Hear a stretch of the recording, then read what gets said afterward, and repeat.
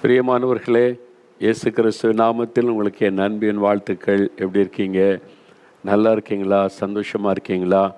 இந்த ஜெபிக்கலாமா நிகழ்ச்சியில் உங்களை எல்லாம் பார்ப்பது எனக்கு அதிக சந்தோஷம். உங்களோட பேசுவது, உங்களோட சேர்ந்து ஜெபிப்பது பெரிய ஒரு ஆசீர்வாதம். நாம் ஜெபிக்கிற ஜெபத்திற்கு ஆண்டவர் ஆச்சரியமாய் பதில் தந்து கொண்டே இருக்கிறார். நாம் என்னென்ன காரியம் ஜெபிக்கிறோமோ அதிலெல்லாம் தேவனுடைய கிரியைகளையும் அவருடைய அற்புத செயல்களையும் தெளிவாக பார்க்க முடிகிறது. அதற்காக நான் ஆண்டவரை அதிகமாக ஸ்தோத்தரிக்கிறேன். நம்ம விசுவாசத்தை விட்டு விடாதபடி தொடர்ந்து நாம் ஜெபிக்கணும். நம்ம அறுவடைக்காக ஜெபிக்கிறோம்ல, எங்கே போனாலும் ஜனங்கள் ரட்சிக்கப்படுகிறார்கள். சமீபத்தில் ஊட்டியில் நடந்த கூட்டத்தில் திரளான மக்கள் ஆண்டவருக்கு ஒப்பு கொடுத்து கண்ணீரோடு மனம் திரும்பினதை பார்க்க முடிந்தது. நாகர்கோயிலில் நடந்த கூட்டத்திலையும் முழு கூட்டமும் கண்ணீரோட மனம் திரும்பி ஒரு பரிசுத்த வாழ்க்கைக்கு ஒப்பு கொடுத்ததை பார்க்க முடிந்தது. ஆண்டவர் நம்ம என்ன ஜெபிக்கிறோமோ கண்கூடாய் நிறைவேற்றுகிறதை பார்க்கிறோம். ஆண்டவர் அற்புத அடையாளங்களை செய்து தன் வல்லமை வெளிப்படுத்தணும்னு ஜெபிச்சோம்ல, போகிற இடெல்லாம் பலத்த அற்புத அடையாளங்களை செய்து தான் ஜீவனுள்ள தேவன் என்பதை விளங்க பண்ணுகிறதையும் பார்க்க முடிகிறது. ஆண்டவருக்கு ஸ்தோத்திரம். கண்ணீரோடு கூட ஆத்துமாக்கள் மனம் திரும்ப ஜெபிச்சோம்ல, குடிகாரங்க நிறைய பேர் மனம் திரும்புகிறதையும் பாவத்தின் பிடியிலிருந்து விடுதலை அடைகிறதையும் வாலிபர்கள் மனம் திரும்பி ஆண்டவருக்கு ஒப்பு கொடுத்து சாட்சி சொல்வதையும் பார்க்க முடிகிறது. பரிசுத்தாவினர் ஊற்றப்படணும், எழுப்புதல் அக்கினி போடப்படணும்னு ஜெபித்தோம்ல, அதை பார்த்தோம். நாகர்கோயில் கூட்டத்திலும் ஊட்டி கூட்டத்திலும் நிறைய வாலிப பையங்க பிள்ளைகள் அபிஷேகம் பெற்று அவங்க சாட்சியாய் நின்றதை பார்க்க முடிந்தது. நாம் என்ன வேண்டிக் கொள்கிறோமோ கர்த்தர் நிறைவேற்றுகிறார். அதனால தான் நம்ம விசுவாசத்தை விடாதபடி தொடர்ந்து ஜெபிக்கணும். சரி, இந்த ஜெபத்துக்கு எப்படி இவ்வளோ பெரிய காரியம் நடக்கிறதுன்னு நினைக்கிறீங்களா? இந்த ஜெபம் ஒரு குறிப்பிட்ட மக்கள் மாத்திரம் ஜெபிப்பது அல்ல. பல திருச்சபைகளை சார்ந்த பிள்ளைகளும் பல திருச்சபை மெய்ப்பர்கள் போதகர்கள் ஊழியர்களும் ஒன்றாக இணைந்து இந்த ஜெபத்தில் ஜெபிக்கிறோம். பல மொழி பேசக்கூடிய மக்கள், தெலுங்கு, ஆங்கிலம், ஹிந்தி, கன்னடம், மலையாளம், இப்படி பல மொழி பேசக்கூடியவர்களும் இந்த ஜெபத்தில் இணைந்து இந்தியா முழுவதும் ஜெபிக்கிறாங்க. ரொம்ப ஆச்சரியமாக இருக்கிறதெல்லாம் எப்படி நடக்கிறது? இது மனிதனால் நடக்கிற விஷயம் அல்ல. கடைசி காலத்தில் ஆவியானவர் உலகம் முழுவதும் இணைத்து ஜெபிக்க வைத்து கொண்டிருக்கிறார். கடைசி கால எழுப்புதலுக்காக அமெரிக்கா, கனடா தேசத்தில் இருந்தெல்லாம் ஜெபிக்கிறாங்கல்ல, சீனாவிலேருந்து ஜெபிக்கிறாங்கல்ல. அப்போ இந்த மாதிரி இந்த இவ்வளோ பேர் ஜெபிக்க வச்சு கர்த்தர் தன் திட்டத்தை நிறைவேற்றுகிறார். அந்த ஜெபத்தின் விளைவாக உலக எழுப்புதல். நம்ம உலக எழுப்புதலுக்காக தானே ஜெபிக்கிறோம், எல்லா நாட்டுக்காக ஜெபிக்கிறோம்ல. திறப்பின் வாசல் ஜெபத்தில் கூட ஒவ்வொரு திறப்பின் வாசல் ஜெபத்திலையும் தமிழ்நாட்டில் இருக்கிற ஒரு மாநிலம், ஒரு மாவட்டம், இந்தியாவில் இருக்கிற ஒரு மாநிலம், உலகத்தில் இருக்கிற ஒரு தேசம் என்று குறிப்பாக ஜெபிக்கிறோம். கூடி வரக்கூடிய 40,000த்துக்கு அதிகமான மக்களும் பாரப்பட்டு அந்த குறிப்புக்காக தொடர்ந்து ஜெபிக்கிறோம்ல. அந்த தேசங்களில் எல்லாம் எழுப்புதல் உண்டாகி கிரியை நடப்பிக்கிறதை பார்க்க முடிகிறது. அப்போ நம்ம ஜெபத்தை அவர் கேட்கிறார்ல. ஆண்டவருக்கு ஸ்தோத்திரம், ஸ்தோத்திரம், ஸ்தோத்திரம். கிருபையாய் நம் ஜெபத்தை கேட்டு ஆண்டவர் கிரியை செய்கிறார். அது மாத்திரமா, நமக்கு அற்புதம் செய்கிறார்ல. இத்தனை பேர் சுகம் பெறுறீங்க, இத்தனை பேர் விடுதலை அடைகிறீங்கல்ல. இன்றைக்கு ஆண்டவர் அற்புதம் செய்ய போகிறார். சரியா? ஜெபத்தோடு அமர்ந்துருங்க. சரி, இன்றைக்கும் உங்களுக்காக ஜெபிக்கிறதுக்கு முன்னால் சில சாட்சிகளை நான் வாசிக்க போகிறேன். அப்புறம் 2 சாட்சிகளை வீடியோவில் பார்க்க போகிறீங்க. சிலர் புதுசாக இன்றைக்கு தான் இந்த நிகழ்ச்சியை பார்க்க ஆரம்பிச்சிருக்கிறீங்க. யாரோ உங்களுக்கு சொன்னதுனால இயேசு எனக்கும் ஒரு அற்புதம் செய்வாரா என்ற எண்ணத்தோடு பார்க்குறீங்கல்ல. இயேசு உங்களுக்கு அற்புதம் செய்வார். உங்களுக்கு என்ன அற்புதம் வேணும்? சுகம் வேணுமா? விடுதலை வேணுமா? ஒரு ஆசீர்வாதம் வேணுமா? தடைகள் நீங்கணுமா? ஏதோ ஒரு நன்மை நடக்கணுமா? கலங்கிக்கிட்டு இருக்கீங்களா? ஒன்றும் பயப்படாதங்க. இன்றைக்கு நாம் ஜெபிக்கிறோம். இயேசு உடனே உங்களுக்கு அற்புதம் செய்வார். நீங்கள் அற்புதத்தை காண்பீங்க. என்றால் இயேசு அற்புதங்களின் தேவன். நீங்கள் ஏதோ வீட்டில் நாங்கள் உட்கார்ந்துருக்குறோம், நீங்கள் எங்கேயோ 4 மாடியில் இருந்து பேசுகிறீங்க, அற்புதம்லாம் நடக்குமா? நடக்கும். இயேசு கிறிஸ்து மனிதர்கள் மத்தியிலே வாசம் பண்ணுகிற தேவன். எங்கே 2 பேர் அல்லது 3 பேர் இயேசு என்கிற நாமத்தில் கூடினாலும் அங்கே நான் இருப்பேன், இருக்கிறேன் என்று இயேசு சொல்லியிருக்கிறார். இப்போ நீங்கள் எந்த இடத்துல இருந்தாலும் இயேசுவின் நாமத்தில் அந்த நிகழ்ச்சியை பார்க்குறீங்க, டிவியில் அல்லது செல்ஃபோனில், அல்லது டேபில் ஏதோ ஒன்றில் பார்க்குறீங்கல்ல. ஒருவேளை ட்ராவலில் இருக்கலாம், ஆஸ்பத்திரியில் இருக்கலாம், வீட்டுக்குள்ளே இருக்கலாம். எந்த இடத்துல இருக்கீங்களோ அங்கே இயேசு இருக்கிறார். ஏன்னா அவர் உங்களை நேசிக்கிறார். அவர் மனிதர்களின் தெய்வம், மனிதர்களை நேசிக்கிற ஒரு தெய்வம், மனிதர்களை தேடி வந்து அற்புதம் செய்கிற தெய்வம். அவரை தேடி நீங்கள் எங்கே அலைய வேண்டியதில்லை. அவர் உங்களை தேடி வந்து அற்புதம் செய்கிற தெய்வம். அதனால் நீங்கள் இருக்கிற இடத்துல உங்களுக்கு அற்புதம் செய்வார். நீங்கள் எதை பெற்றுக்கொள்ள போகிறீங்க? அது எப்படி பெற்றுக்கொள்கிறதுங்க அப்படின்னு நினைக்கிறீங்களா? நான் வேதத்தை இந்த சாட்சிகள் சிலரை வாசிக்கிறேன். அதை வாசிக்கும் போது உங்களுக்கு சில காரியம் விளங்கும். அப்புறம் நம்ம ஜெபிக்கலாம். முதலாவது, சகோதரி சந்திரா, ராதாபுரம், திருநெல்வேலி மாவட்டத்தில் ராதாபுரத்திலிருந்து ஒரு சகோதரி சொல்லி இருக்கிறாங்க. என்னுடைய மகளுக்கு திருமணமாகி 16 வருடங்களாக குழந்தை இல்லாமல் இருந்தது. இதற்காக மருத்துவமனைக்கு சென்று பலவிதமான சிகிச்சைகளை மேற்கொண்டும் பல லட்சங்கள் பணம் செலவு செய்தும் எந்த பலனும் இல்லாமல் போனது. என் மகளுக்கு குழந்தை இல்லாததை காரணம் காட்டி அநேகர் பேசும் கடினமான வார்த்தைகளினால் என் மகளும் மருமகனும் மனது அளவில் அதிகமாய் பாதிக்கப்பட்டார்கள். இப்படிப்பட்ட சூழ்நிலையில் தொடர்ச்சியாக செய்து வந்த சிகிச்சைகளை என்னுடைய மகள் நிறுத்திவிட்டு விசுவாசத்தோடு ஜெபித்து கொண்டு வந்தாள். நானும் என்னுடைய மகளுக்காக ஜெபிக்கலமாக நிகழ்ச்சி மற்றும் தேவனுடைய கூடாரத்தில் நடைபெறும் திறப்பின் வாசல் ஜெபங்களில் கலந்து கொண்டு பாரத்தோடு ஜெபித்து கொண்டு வந்தேன். கடந்த 2024 வருடம் செப்டம்பர் மாதம் தேவனுடைய கூடாரத்தில் நடைபெற்ற திறப்பின் வாசல் உபவாச ஜெபத்தில் கலந்து கொண்டு என் மகளுக்காக மிகவும் அழுது இயேசுவிடம் ஜெபம் செய்தேன். மிகுந்த ஆச்சரியம், ஜெபித்துவிட்டு சென்ற அதே வாரமே என்னுடைய மகள் கருத்தரித்தாள். கடந்த மே மாதம் ஒரு அழகான பெண் குழந்தையை ஆண்டவர் இயேசு என் மகளுக்கு கொடுத்து அவருடைய நிந்தையை மாற்றிவிட்டார். இப்பொழுது எங்களுக்கு மிகுந்த சந்தோஷம். ஜெபத்தை கேட்டு 16 வருடமாக குழந்தை இல்லாதிருந்த என் மகளுக்கு குழந்தை பாக்கியத்தின் ஆசீர்வாதத்தை தந்து எங்களை சந்தோஷப்படுத்தின இயேசுவுக்கே மனதார நன்றி செலுத்துகிறோம். 16 வருஷம் குழந்தை இல்லை, எவ்வளவோ மருத்துவம், பல லட்சம் செலவு, ஆனாலும் ஒரு பலனும் இல்லை. இப்போ விசுவாசத்தோட இயேசு ஆசீர்வதிப்பார் என்று ஜெபித்தாங்க. ஆண்டவர் அந்த ஜெபத்தை கேட்டு ஆசீர்வதித்து விட்டார். அதே மாதிரி தான் இன்றைக்கு நீங்கள் ஜெபிக்கும் போது உங்கள் குடும்பத்தில் இப்படி ஒரு அற்புதம் நடக்கும். குறைவு நிறைவாக்கப்படும், கற்பத்தின் ஆசீர்வாதம் உண்டாகும். உங்களுடைய மகளுக்கு அல்லது உங்களுடைய மருமகளுக்கு அல்லது நீங்கள் உங்களுக்கென்று கணவன் மனைவியாக ஜெபிக்கலாம். இன்றைக்கு அற்புதம் நடக்கும், பார்த்துக்கிடுங்க. சரியா? அடுத்து ஒரு சாட்சி பாருங்கள். சகோதரர் அந்தோணி சென்னை பட்டணத்திலிருந்து அவங்க வாழ்க்கையில் சமீபத்தில் நடந்த ஒரு அற்புதத்தை எழுதியிருக்கிறாங்க. பாருங்களேன் என்ன நடக்குது. கடந்த செப்டம்பர் மாதத்தில் ஒரு நாள் என்னுடைய வலது காலில் திடீரென்று வலி ஏற்பட்டது. காலில் ஏற்பட்ட வலியின் பாதிப்பு என்னுடைய தலை வரைக்கும் ஏற்பட்டது. காலை நீட்ட முடியாது, மடக்க முடியாது, ஒழுங்காக நடக்க முடியாது, உட்கார முடியாது. காலில் ஏற்பட்ட பாதிப்பு நாளுக்கு நாள் அதிகமாகி கால் மரத்து விட்டது. இதனால் மருத்துவமனைக்கு சென்றேன். பரிசோதித்த மருத்துவர், ஒரு வாரம் மாத்திரை சாப்பிடுங்கள், வலி நிற்காவிட்டால் முதுகு தண்டுவடத்தில் MRI ஸ்கேன் எடுத்து பார்க்க வேண்டும் என்று கூறினார். தொடர்ச்சியாக மாத்திரை சாப்பிட்டும் வலி நிற்கவில்லை. இப்படிப்பட்ட சூழ்நிலையில் கடந்த 5ஆம் தேதி நாகர்கோவிலில் நடைபெற்ற அற்புத பெருவிழா நிகழ்ச்சியை நேரலையாக சத்தியம் டிவியில் பார்த்தேன். ஜெப நேரத்தில் என்னுடைய கால்களில் கை வைத்து மிகுந்த பாரத்தோடு ஜெபித்து கொண்டிருந்தேன். அப்பொழுது நீங்கள் என்னுடைய பெயரை சொல்லி அழைத்து கால் வலியினால் பாதிக்கப்பட்டு இருக்கிற உங்களை ஆண்டவராகிய இயேசு கிறிஸ்து தம்முடைய தழும்புள்ள கரத்தினால் குணமாக்குகிறார் என்று சொல்லி ஜெபம் செய்தீர்கள். ஜெபித்துவிட்டு அன்று இரவு தூங்கிவிட்டேன்.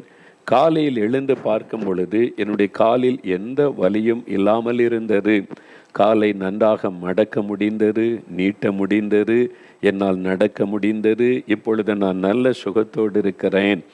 ஜெபத்தை கேட்டு என்னை பெயர் சொல்லி அழைத்து என் கால்களில் இருந்த வலியை நீக்கி பரிபூர்ண சுகம் தந்த இயேசுவுக்கு ஸ்தோத்திரம். கூட்டம் நடந்தது நாகர்கோவிலில். இந்த சகோதரர் இருந்த சென்னை பட்டணத்தில் சத்தியம் டிவியில் நேரலையாக அந்த கூட்டம் ஒளிபரப்பு செய்யப்பட்ட போது அங்கிருந்து கொண்டு தன் காலுக்காக ஜெபிக்கிறாங்க. ஆண்டவருடைய பெயரையும் சொல்லி அவருடைய வியாதியும் சொல்லுகிறார். காலுக்காகத்தான், காலில் தான் பிரச்சனை, இயேசுடைய தழும்புகள் குணமாக சொன்ன உடனே இரவோடு இரவாக வலி மறைந்து பூரண சுகம். எப்படிங்க இதெல்லாம் நடக்குது? அதான் அதிசயம். அதுதான் இயேசு அற்புதமானவர் என்று சொல்லுகிறோம். அவர் அற்புதமான ஆண்டவர். நாகர்கோயிலில் கூட்டம், மைதானத்தில் உள்ள மக்களுக்காக ஜெபம், அப்போது அந்த டிவியில் பார்த்து கொண்டு இருக்கிற மக்களுக்காக ஜெபம். அன்று சென்னையில் இருக்கிற சகோதரனை அவருடைய பெயரையும் இயேசு சொல்லுகிறார், அவருடைய வியாதி வேதனையும் சொல்லுகிறார். சொன்ன உடனே சுகமும் ஆகி விடுகிறார். அதுதான் அற்புதம். இந்த மாதிரி அற்புதம் செய்கிற ஒரு ஆண்டவரை பார்த்துருக்கிறீங்களா? அந்த இயேசு தான் இப்போ உங்களோட பேசி கொண்டு இருக்கிறார். உங்களுக்கு இன்றைக்கு செய்ய என்ன 4 மாவடியிலேருந்து ஜெபிக்கிறாங்க. நான் விழுப்புரத்தில் இருக்கிறேன், பாண்டிச்சேரியில் இருக்கிறேன், தஞ்சாவூரில் இருக்கிறேன். எனக்கு அற்புதம் நடக்குமா? நடக்கும். இயேசு தூரத்திற்கு தேவன். நீங்கள் விசுவாசத்தோடு ஜெபித்தா நீங்கள் ஜெபிக்கிற இடத்திலே அவருடைய கரம் தொட்டு உங்களை குணமாக்கி விடும். அற்புத சுகம். சரி, இன்னொரு அற்புதம் பாருங்களேன். சகோதரி சுதா கருங்கல், கன்னியாகுமரி மாவட்டத்தில் கருங்கல் என்ற ஒரு இடம் இருக்கிறது. அங்கேருந்து சகோதரி சுதா அவங்க சொல்லி இருக்கிறாங்க, கடந்த 3 வருடமாக என்னுடைய தொண்டையில் ஒரு கட்டி இருந்து வந்தது. தொண்டையில் ஒரு கட்டி. கடந்த 6 மாதமாக தொண்டை பகுதியில் வீக்கம் ஏற்பட்டு கட்டி வலிக்க ஆரம்பித்தது. இதனால் சாப்பிட முடியாது. 3 வருஷம் கட்டி, 6 மாதமாக வலி அதிகமாகிவிட்டது. தண்ணீர் குடிக்க முடியாது. ஏதாவது தொண்டை வழியாக சென்றாலே முள் குத்துவது போல குத்தும். இதற்காக மருத்துவமனைக்கு சென்று சிகிச்சை பெற்று கொண்டு வந்தேன். ஆனாலும் இந்த பாதிப்பு நாளுக்கு நாள் அதிகரித்து கொண்டேதான் இருந்தது. இந்த சூழ்நிலையில் கடந்த 18ஆம் தேதி ஊட்டியில் நடந்த அற்புத பெருவிழா கூட்டத்தின் நேரலை நிகழ்ச்சியை என்னுடைய செல்ஃபோனில் பார்த்தேன். ஊட்டியில் கூட்டம் நடந்தது போன வாரம். அவங்க செல்ஃபோனில், ஏன்னா நாங்கள் நேரடி ஒளிபரப்பு டிவியில் பண்ணலை, ஆனால் சோசியல் மீடியாவில் வந்து கொண்டு இருந்ததா செல்ஃபோனில் பார்த்து கொண்டு இருந்திருக்கிறாங்க. ஜெப நேரத்தில் நீங்கள் கட்டியினால் பாதிக்கப்பட்டவர்களின் விடுதலைக்காக ஜெபிக்கும்போது நானும் என்னுடைய தொண்டையில் கை வைத்து விசுவாசத்தோடு ஜெபித்தேன். அப்பொழுது தேவனுடைய வல்லமை என்மேல் இறங்கியது. உடனே என் உடம்பில் இருந்த பாரம் நீங்கி லகுவானதை உணர்ந்தேன். அந்த நேரத்தில் இருந்து என் தொண்டையில் இருந்த வீக்கம் குறைந்து வலி நின்று விட்டது. இப்பொழுது தொண்டைக்குள் முள் போல் குத்துவது இல்லை. நன்றாக சாப்பிட முடிகிறது. முன்பு இருந்த எந்த பாதிப்பும் இப்பொழுது எனக்கு இல்லை. நான் நல்ல சுகத்தோடு இருக்கிறேன். ஜெபத்தை கேட்டு 3 வருடமாக என் தொண்டையில் இருந்த கட்டியை குணமாக்கி அற்புதம் சுகந்தந்த இயேசுவுக்கு நான் மகிமை செலுத்துகிறேன். கருங்கல் கூட்டம் நடந்தது ஊட்டியில். அவங்க இருந்தது கன்னியாகுமரி மாவட்டம் கருங்கல்ல. அவங்க சோசியல் மீடியாவில் டைரெக்டாக ஒளிபரப்பு செய்து கொண்டு இருந்தோம். செல்ஃபோனில் பார்த்துக்கிட்டு இருக்கிறாங்க. அங்கே ஜெபம் பண்ணும்போது கட்டி உள்ளவங்களுக்கு சுகத்துக்காக ஜெபிக்கும்போது இவங்க விசுவாசத்தோட கை வைத்து கழுத்துள்ள கட்டி மறையணும்னு ஜெபிக்கிறாங்க. அதே நேரம் இயேசுவின் கரம் தொடுகிறது. அந்த பாரம் விலகுகிறது, கட்டி மறைகிறது, வலி விலகுகிறது, அற்புத சுகம். இதெல்லாம் எப்படிங்க நடக்குது? மாயமா மந்திரமா? இயேசுவின் நாமத்தை சொன்னால் போதுங்க. அவர் அற்புதங்களின் தேவன். இங்கே மாய மந்திரம் ஒன்றும் கிடையாது. இயேசு கிறிஸ்து மேல் வைக்கிற விசுவாசம். ஏனென்றால் அவர் வானத்தை பூமியை உண்டாக்கின மெய்யான ஆண்டவர். அவரை தேடி அற்புதம் பெறுவதற்கு அங்கே போகணும், இங்கே போகணும், இங்கே ஓடுங்க, அங்கே ஓடு, அதெல்லாம் கிடையாது. நீங்கள் வீட்டில் இருந்து கொண்டே இயேசுவேன்னு ஜெபிச்சா போதும் அற்புதம் நடக்கும். அப்படி தானே இந்த அற்புதங்கள் நடந்திருக்குது. அதனால தான் உங்கள் வீட்டுக்கு இயேசு வந்திருக்கிறார். அவரே உங்களை தொட்டு குணமாக்குவார். அவர் நம்மை தேடி வந்த தெய்வம். பரலோகத்திலிருந்து மனிதனை தேடி வந்த தெய்வம். இந்த உலகத்தில் தேவை உள்ள மனிதர்களை தேடி சென்று அற்புதம் செய்கிற தெய்வம். அவரை தேடி நீங்கள் எங்கும் அலைய தேவையில்லை. அவர் இப்போ உங்கள் பக்கத்தில் இருக்கிறார். இயேசுவே என்னையும் தொடும், என் கட்டியை மறைய பண்ணும், என் குழந்தை சரீரத்தில், எங்கள் அம்மா சரீரத்தில், என் சரீரத்தில் கட்டியெல்லாம் இருக்குது, மறைய செய்யுங்கன்னு இன்றைக்கி ஜெபிங்க. இன்றைக்கு அற்புதம் நடப்பதை காண்பீங்க. சரியா? அடுத்த ஒரு சாட்சி பாருங்கள். சகோதரர் மோகன் ஊட்டியிலிருந்து சகோதரர் மோகன் என்கிற சகோதரர் சொல்லியிருக்கிறார். நான் இயேசுவை அறியாத குடும்பத்தை சார்ந்தவன், கிறிஸ்தவர் அல்ல. 15 வருடமாக மது அருந்த பழக்கத்திற்கு அடிமையாக இருந்தேன். தினமும் குடித்து விடுவேன். ஒரு நாள் குடிக்கவில்லை என்றாலும் என்னுடைய கை கால்களில் நடுக்கம் ஏற்பட்டு விடும். இதனால் முன்கூட்டியே மது பாட்டில்களை வாங்கி வைத்து அதிகாலையிலேயே குடித்து விடுவேன்.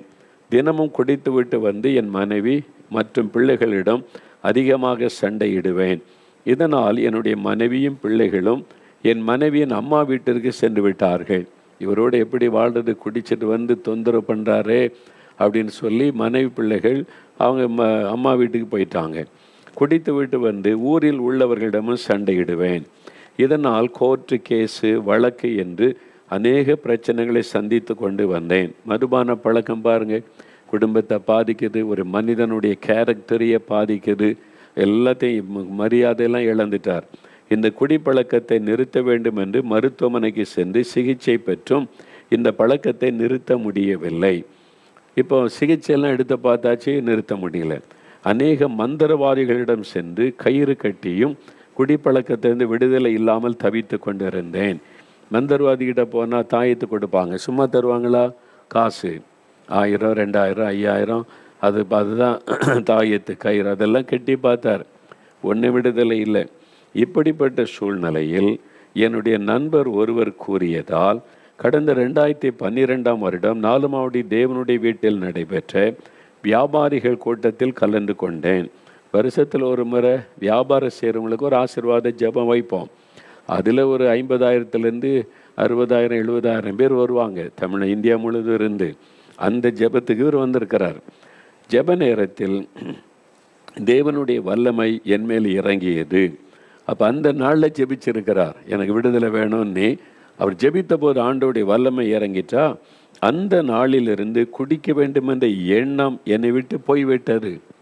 பாருங்க, மருந்து மாத்திரையால் போகலை, மந்திரவாதத்தினால போகலை, இயேசுடைய வல்லமை தொட்ட உடனே அந்த எண்ணமே, குடிக்க வேண்டும் என்ற எண்ணத்தை ஆண்டவர் எடுத்து விட்டார். இதுதான் இயேசு செய்கிற ஒரு பெரிய அற்புதம். அந்த நாளிலிருந்து அநேக மாற்றங்கள் எனக்குள் ஏற்பட்டது. இயேசு மதம் மாற்றுகிறவர் அல்ல, மனிதனை மாற்றுகிறவர். இதைத்தான் நிறைய பேர் பொய்யா மதம் மாற்றுறாங்க, நீ பொய்யான காரியத்தை சொல்கிறாங்க. நீங்களே பார்க்குறீங்களே, நான் என்னைக்காவது மதத்தை பற்றி பேசியிருக்கிறேன்னா? எனக்கு மதத்தின் மேலே நம்பிக்கை கிடையாதுங்க. கிறிஸ்தவ மதத்தின் மேலே கூட நம்பிக்கை இல்லை. எனக்கு இயேசு கிறிஸ்து என்ற ரட்சகர், மனிதனுக்காக மரித்து உயிர்த்தெழுந்த ஆண்டவர், அவர் மேலே தான் விசுவாசம். அதனால் நான் மதத்தை பற்றி பேசுவதில்லை, யாரையும் மதமாறுங்கள் என்று சொல்லுவதும் இல்லை.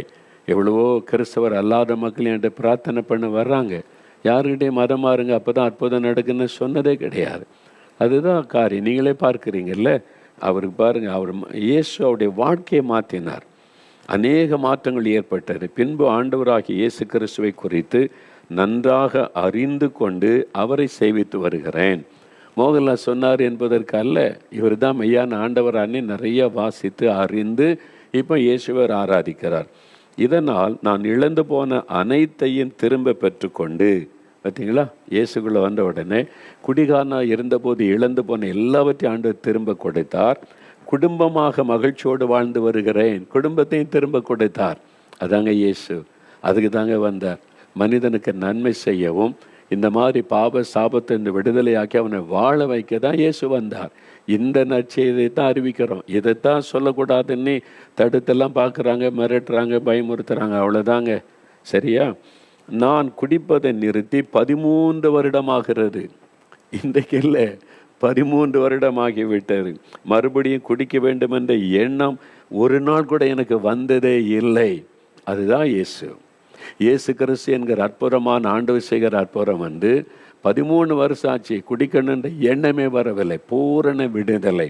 அதான் தான் சொல்கிறேன், இயேசு கிறிஸ்து விடுதலை ஆக்கினால் மெய்யான விடுதலை நீங்கள் காண்பீங்க.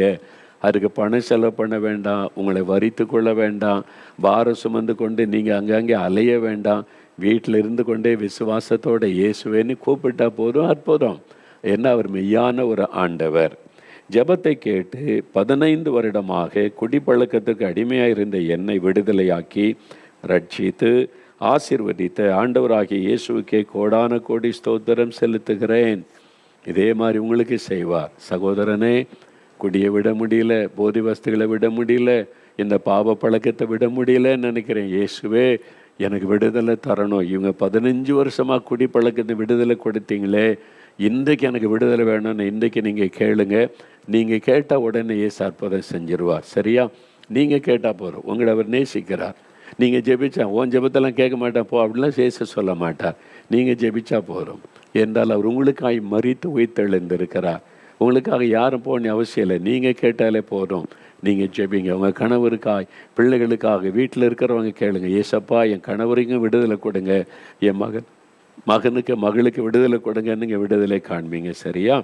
சரி, அடுத்தது இன்னும் கடைசியாக சகோதர ராஜா தென்காசியில் இந்த ராஜா என்கிற சகோதரர் என்ன சொல்லியிருக்கிறாங்கன்னா, நான் 6 மாதமாக பிசாசின் போராட்டத்தினால் பாதிக்கப்பட்டிருந்தேன்.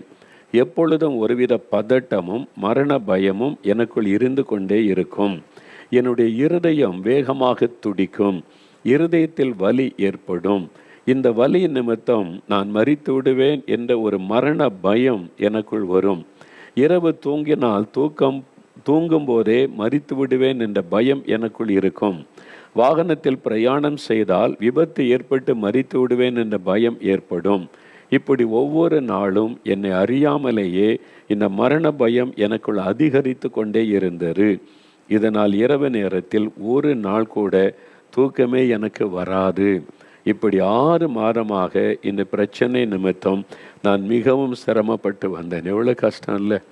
வாகனத்தில் போனாலும் ஒரு பயம், தூங்க போனாலும் ஒரு பயம், எப்பவும் இரவும் பகலும் மரண பயம், செத்துருவனோன்ற பயம், பயத்திலேயே கொடிதான பயம் மரண பயம்தான். அதுக்கு பின்னாலேருந்து ஒரு பொல்லாத ஆவி, மரண பயத்தை உண்டாக்குற பிசாசு, அவன் தான் பயத்தை உண்டாக்குறவன். கடவுளை எப்போவுமே பயப்படாத நான் இருக்கிறேன் தைரியமாக நம்மளை தைரியப்படுத்தி பலப்படுத்துகிறவன். பிசாசு எப்பவும் பயப்படுத்தி கொண்டே இருக்கிறவன். இந்த மாதிரி இப்படி சூழ்நிலையில் கடந்த மே மாதம் 3ஆம் தேதி முதல் 10ஆம் தேதி வரை 4 மாவடி தேவனுடைய கூடாரத்தில் நடைபெற்ற எழுப்புதல் பெருவிழாக்கள் கூட்டத்தில் நான் கலந்து கொண்டேன். 3ஆம் நாள் கூட்டத்தில் ஜெப நேரத்தில் நான் பாம்பை போல நெளிந்து அலைக்கழிக்கப்பட்டேன். இங்கே ஜெபன் 1 வாரம் நடந்து 10 நாட்கள் கூட்டம் நடந்தார். அந்த 8 நாட்கள் அந்த கூட்டத்துக்கு வந்தாங்களா, ஜெப நேரத்தில் பாம்பு மாதிரி நெளிஞ்சு இருக்கிறார். அது ஒரு பாம்பின் ஆவி, சர்ப்பத்தின் ஆவி. அவரை தூங்க விடாதபடி பயப்படுத்தி அவரை அடிமையாக்கி வைத்திருந்த ஆவி. பின்பு அசுத்த ஆவி என் வாயிலிருந்து ஒரு புகையை போல வெளியேறி போனதை பார்த்தேன். அவரை பார்த்திருக்கிறார் கண்ணால். ஒரு புகை மாதிரி இந்த ஆவி வெளியேறி போச்சுதான். அந்த நேரத்திலிருந்து என் மனதில் ஒரு தெளிவும் சமாதானமும் வந்தது. இப்பொழுது நான் நல்ல சுகத்தோடு இருக்கிறேன், நன்றாக தூங்குகிறேன், எந்த மரண பயமும் இப்பொழுது இல்லை. ஜெபத்தை கேட்டு 6 மாதமாக எனக்கு இருந்த பிசாசின் போராட்டத்தை நீக்கி பரிபூரண விடுதலை தந்த இயேசுவுக்கு மகிமை செலுத்துகிறேன். பார்த்தீங்களா? பாவத்திலேருந்து விடுதலை, வியாதியிலேருந்து விடுதலை, பிசாசு கட்டிலேருந்து விடுதலை, குழந்தை செல்வம், எல்லா ஆசீர்வாதத்துக்கும் ஒரு இயேசு. அவ்வளோதான். இதுக்கு ஒரு இயேசு, அவருக்கு ஒரு இயேசு. இந்த ஆசீர்வாதம் பண்ணால் இந்த இயேசுக்கிட்ட போங்க, இந்த ஆசீர்வாதம் பண்ணால் இந்த இடத்துக்கு அங்கே போய் இதை செய்யுங்க. ஒரே ஆண்டவர், முழு ஒரே உலகம், ஒரு ஆண்டவர், ஒரே ரட்சகர், நமக்காக சிலுவையிலே பலியாகி உயிர்த்தெழுந்த ஒரே ஆண்டவர். அந்த இயேசுகிட்ட தான் பாவத்திலேருந்து விடுதலை பெறலாம், வியாதியிலேருந்து சுகம் பெறலாம், பிசாசுக்கட்டிலேருந்து விடுதலை பெறலாம், குழந்தை செல்வ ஆசீர்வாதத்தையும் பெறலாம். அதுக்கு தான் இந்த சாட்சிகள் ஆதாரம். இவங்க ஃபோன் நம்பர் எல்லாமே, அட்ரஸ் எல்லாமே எங்கள்கிட்ட இருக்குது. இவங்களுடைய அட்ரஸ்ஸு, ஃபோன் நம்பர் எல்லாம் விசாரித்த பிறகு தான் நாங்கள் இந்த சாட்சியை வாசிப்போம். சரியா?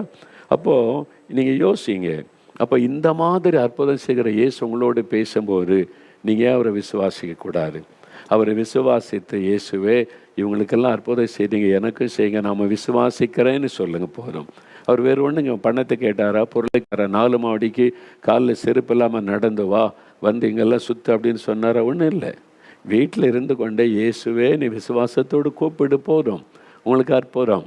என்றால் அவர் நம்முடைய தகப்பன். பிள்ளைகள் கூப்பிட்டால் உடனே அற்புதம் செய்வார். உங்களையும் அவர் நேசிக்கிறார். அவர் மத வித்தியாசம்லாம் இயேசு பார்க்க மாட்டார், எல்லாரையும் நேசிக்கிறவர். சரியா? இப்போது 2 சாட்சிகளை வீடியோவில் பார்க்க போகிறீங்க. ஒன்று, சகோதரி அனிதா ஜெபரத்தினம், சுரண்டை சார்ந்தவங்க. 17 வருஷம் அவனுக்கு குழந்தை இல்லை, ரொம்ப நிந்தை பாடு. இயேசு ஒரு அற்புதம் செய்தார் பாருங்க, அவனுடைய சந்ததியை பெருக பண்ணிட்டார். பாருங்கள், அந்த சாட்சி அவங்களே சொல்கிறாங்களே பாருங்களேன். நீங்களே 7 வருஷம் நிந்தையில் அவமானத்தில் இந்த குடும்பத்துக்கு இயேசு அவனுடைய ஜெபத்தை கேட்டு அற்புதம் செய்து ஒரு குழந்தை கொடுத்து ஆசீர்வதித்த மகளை பண்ணினார். உங்களுக்கு செய்வார். அருமையான மகளே, உன் துக்கம் மாறும். மகனை, உன் துக்கம் மாறும். உன் நிந்தை மாறும். இயேசுவே எங்களையும் ஆசீர்வதிங்க. எல்லா தடையை மாற்றுங்க. சாபத்தை மாற்றி குழந்தை செல்வத்தை தாங்க. இயேசுவேன்னு பேர் சொல்லி கூப்பிடுங்க. இன்றைக்கு அற்புதம் நடக்கும். சரியா? இன்னொரு சாட்சியை பாருங்கள். இது ஒரு வித்தியாசமான சாட்சி. அதாவது இந்த ஜெப எழுப்புதல் எப்படி பரவி கொண்டிருக்கிறது. ஆண்டவர் ஜெபிக்கலாம் நிகழ்ச்சியை வைத்து நம்மெல்லாம் ஜெபிக்கிறோம்ல, ஜெபிக்கிற மக்கள் எழும்பணும், எழுப்புதல் பரவணும்னு அதற்கு ஒரு வாலிப மகளை கர்த்தர் பயன்படுத்தி பலத்தை எழுப்புதல் கருவியாக பயன்படுத்தி கொண்டு வருகிறார். அந்த மகளுடைய அனுபவத்தை கேட்கும்போது ஆச்சரியமாக இருக்கிறது. அதை பற்றின ஒரு வீடியோவை இப்போ நீங்கள் பார்க்க போகிறீங்க. கவனமாக பாருங்கள். இதே மாதிரி கர்த்தர் உங்களையும் உங்கள் பகுதியில் பயன்படுத்த போகிறார். அதற்கு தன்னை அர்ப்பணித்து கொண்டாள். நம்முடைய ஜெபிக்கலாம் நிகழ்ச்சியை பார்த்து எதுக்கு ஜெபிக்கணும், எப்படி ஜெபிக்கணும், எதெல்லாம் கவனம் செலுத்தி ஜெபிக்கணும் ஆண்டவர் கற்றுக் கொடுத்து அந்த மகள் கீழ்ப்படிந்து இயேசுக்காக இந்த எழுப்புதலுக்காக ஏதாவது செய்யணும்னு யோசித்ததுனால இன்றைக்கி ஒரு பெரிய ஒரு அமைப்பை, ஒரு அருமையான ஜெப ஐக்கியத்தை ஏற்படுத்தி தினமும் ஜெபிக்கிறாங்க. அந்த மகள் சொன்னதை பார்த்தீங்களா, தினமும் இரவு 7 மணி ஆச்சுன்னா எங்கே இருந்தாலும் ஜெபத்தில் இணைஞ்சிடுறாங்க. ஒரு நாள் கூட தவறலையா, அப்படி ஜெபிக்கிறாங்க. இதெல்லாம் எப்படிங்க நடக்க முடியும்? இயேசு கிறிஸ்துவினுடைய எழுப்புதல். ஆண்டவர் இந்த எழுப்புதல் அக்னியை மகளுக்குள்ளே போட்டு எல்லாரும் இணைத்து ஜெபிக்க வைக்கிறார். நீங்களும் அப்படி செய்யலாம்ல. உங்கள் கிராமத்தில், உங்கள் பட்டணத்தில், வேலை செய்கிற இடத்துல உங்கள் கூட சேர்ந்து ஜெபிக்க ஒரு 10 பேர் வர மாட்டாங்களா? ஆண்டவர் இன்றைக்கி உங்களோடு பேசுகிறார். நீயும் இதை செய் மகளே, நீயும் இதை செய் மகனே அப்படின்னு அந்த ஜெப வட்டம் பெருகும்போது லட்சக்கணக்கான மக்கள் தினமும் ஜெபிக்கும் போது பெரிய ஆவிக்குரிய மாற்றத்தை கொண்டு வந்துவிடும். சாத்தானுடைய கிரியைகள் முடக்கப்பட்டு ஒரு ஆசீர்வாதமான மாற்றம் வரும். அதான் ஆண்டு சொல்லியிருக்கிறார். சரியா? அந்த மாதிரி விருப்பம் உள்ளவங்களையும் ஜெபிக்கிறீங்களா? எனக்கு அந்த ஜெப அபிஷேகத்தை தாங்க, நானும் ஜெபிக்கணும், நானும் நிறைய பேரை இணைத்து ஜெபிக்க வைக்கணும், இந்த எழுப்புதல் திட்டத்தில் பயன்படுத்துங்கன்னு ஜெபம் பண்ணுறீங்களா? சரி, இப்போ ஜெபம் பண்ணுவோம். இப்போ ஒரு 5 நிமிடம் ஜெப நேரம். வியாதி உள்ளவர்கள் வியாதி உள்ள இடத்துல கை வைத்து, கழுத்தில் கட்டி இருக்குன்னா அங்கே, எங்கே கட்டி இருக்குது, வியாதி வலி இருக்கிறோ அங்கே கை வைத்து, இயேசுவே என்னை தொடும், என்னை குணமாக்க இயேசுன்ற பெயரை சொல்லணும். பாவத்திலேருந்து விடுதலை வேணும். இவங்கெல்லாம் மதுபானத்திலேருந்து விடுதலை கொடுத்தீங்களே, இயேசுவே எனக்கு இந்த மதுபானம், போதை மருந்துகள், இந்த தவறான பழக்கங்கள், புகைப்பிடிக்கிற பழக்கம், வெற்றிலை புகையிலை போடுற பழக்கம், ஹான்ஸ் போடுற பழக்கம், இந்த டிவி சீரியலுக்கு அடிமையாக இருக்கிறேன், அதுலேருந்து விடுதலை. எனக்கு இந்த சினிமாவுக்கு அடிமையாக இருக்கிறேன், பைத்தியம் பிடித்த மாதிரி நான் இருக்கிறேன், அதனால் என் குடும்பம்லாம் பாதிக்கப்பட்டு எனக்கு விடுதலை வேணும். இந்த தவறான பழக்கங்கள், தவறான காரியங்கள், அதிலிருந்தெல்லாம் எனக்கு ஒரு விடுதலை கொடுங்க அப்படின்னு இருதயத்தில் கை வைத்து இயேசுவே விடுதலை கொடுங்கன்னு கேளுங்க. வியாதி உள்ளவர்கள் வியாதி உள்ள இடத்துல கை வைங்க. கண்ணில் சுக வேணும்னா கண்ணில் கை வைங்க. எங்கே உங்களுக்கு சுக வேணுமோ கை வைத்து கொள்ளுங்க. 5 நிமிடம் ஜெபிக்க போகிறோம். முடிந்தால் முழங்கால் படியிடுங்க. முழங்கால் படியில் முடியாது, பழக்கம் இல்லையான்னு உட்காந்து கண்களை மூடி இயேசுவை நினைத்து இயேசுவே அப்படின்னு அந்த பேரை சொல்லணும். இயேசுவே நீ சொல்லுங்கள், வாயை தரங்க. இயேசுவே தொடும், இயேசுவே குணமாக்கும், இயேசுவே விடுதலை தாரும், இயேசுவே அற்புதம் செய்யும். குட்டி பிள்ளைகள் ஜெபம் பண்ணுங்க. அவங்க வீட்டில் யாராவது வியாதிப்பட்டு இருந்தால் அவங்க மேலே கை வைத்து, எங்கள் அப்பாவுக்கு இயேசுவே சுகம் கொடுங்க, ஏசப்பா எங்கள் அம்மாவுக்கு சுகம் கொடுங்க, எங்கள் பாட்டிக்கு சுகம் கொடுங்க, எங்கள் அண்ணனை இந்த பாவத்திலிருந்து விடுதலை ஆக்குங்க, எங்கள் அப்பாவுக்கு விடுதலை கொடுங்க. ஜெபம் பண்ணுங்க. ஆஸ்பத்திரியில் வச்சுக்கிட்டு இருக்கீங்களா கண்ணீரோட, இயேசுவே இந்த மரண கட்டிலிருந்து என் மகனுக்கு விடுதலை கொடுங்க, இந்த மரண போராட்டத்தில் என் கணவருக்கு விடுதலை கொடுங்க, என் மனைவி எப்படியாவது சுகமாக்கித்தாங்க. ஆஸ்பத்திரியில் இருக்கிறவங்களுக்காக ஜெபிங்க. இயேசு உங்களுடைய ஜெபத்தை கவனிக்கிறார். ஆண்டவருடைய கண்கள் உங்களை பார்க்கிறது. 5 நிமிடம் தான் ஜெபிக்கிறீங்களா? இயேசுவே உமக்கு ஸ்தோத்திரம். நீங்கள் ஜெபத்தை கேட்கிற தேவன், ஜெபத்திற்கு பதில் அளிக்கிற தேவன். இவ்வளோ பேருக்கு அற்புதம் செய்தீங்களே, எனக்கும் ஒரு அற்புதம் செய்யுங்கன்னு உங்கள் பிள்ளைங்க ஜெபிக்கிறாங்கப்பா. இந்த பாவத்திலேருந்து விடுதலை கொடுங்க, மதுபானத்திலேருந்து விடுதலை கொடுங்க, போதை வஸ்துகளிலிருந்து, ஹான்ஸிலிருந்து, புகைப்பழக்கத்திலிருந்து, போதை வஸ்துகளை பயன்படுத்துகிற பழக்கத்திலிருந்து விடுதலை கொடுங்க. தவறான நம்பிக்கையிலிருந்து விடுதலை கொடுங்க. மூட பழக்க வழக்கத்திலிருந்து விடுதலை கொடுங்க. இயேசுவே எனக்கு விடுதலை கொடுங்க. இயேசுவே என்னை குணமாக்குங்க. இயேசுவே என் குழந்தைக்கு சுகம் கொடுங்க. இயேசுவே என் மனைவியின் மரண படுக்கையிலிருந்து விடுவீங்க. இயேசுவே என் மகனுக்கு சுகம் கொடுங்கப்பா. மரணக்கட்டில் படுக்கையில் இருக்கிற மகனை பாருங்க. நீங்க தொட்ட சுகமாயிரங்கப்பா. ஐயா நீங்க தொடுங்க ஆண்டவரே. ஆண்டவரை தொடுங்க. கோமாவில் இருக்கிறாங்களே, தொட்டு அற்புத சுகம் கொடுங்கப்பா. என் கணவருக்கு சுகம் கொடுங்க. இந்த மரண படுக்கை மாறும்படி செய்யுங்க. என் வீட்டுக்குள்ள அற்புதம் நடக்கட்டும். இந்த பயத்தின் ஆவி விலகட்டும். இயேசுவின் நாமத்தில் விலகட்டும். இயேசுவின் நாமத்தில் விலகட்டும். இயேசுவை தொடுங்க. விடுதலை கொடுங்க. பயத்தின் ஆவி விலகட்டும். தற்கொலை தூண்டுகிற ஆவி விலகட்டும். பயத்தை கொண்டு வருகிற தூக்கத்தை கெடுக்கிற பொல்லாத பிசாசின் ஆவி இயேசுவின் நாமத்தில் விலகட்டும். சொல்லுங்க, இயேசுவின் நாமத்தில் விலகட்டும்னு சொல்லுங்க. இயேசுவின் நாமத்தில் சாத்தானை விலகி போ அப்படின்னு சொல்லுங்க. இயேசுவின் நாமத்தில் சாத்தானை விலகி போ. இயேசுவின் ரத்தத்தை வீட்டுக்குள்ளே தெளிக்கிறோம். இயேசுவின் ரத்தம் ஜெயம். சொல்லுங்க வாய் திறந்து, இயேசுவின் ரத்தம் ஜெயம். இயேசுவின் ரத்தம் ஜெயம்.